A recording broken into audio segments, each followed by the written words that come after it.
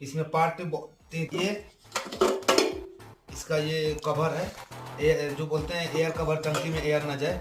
फिर उसके बाद ये हीट वाला होता है, ये शीशा होता है, इसके एयर करने पास ना करे। इसमें ये नई बत्ती होती है, इसको बत्ती डाल के आपको बता देता हूँ कैसे क्या होता है। ये बत्ती है, ये बत्ती अभी ख़राब हो चुकी है, इसमें हम नया बत्ती लगाएंगे। ये बत्ती है नई, ये पुरानी बत्ती है, खराब हो चुकी है, नई बत्ती है। बत्ती को इसमें लगाया जाता है, ये ऐसे बत्ती होती है, इसमें ऐसे बैठाया कट रहता है, जो कट में फंसा दिया जाता है। इसे फिट कर, इसको ऐसे बैठाते हैं अंदर को, जाऊंगा तो ठीक है। ये ऐसे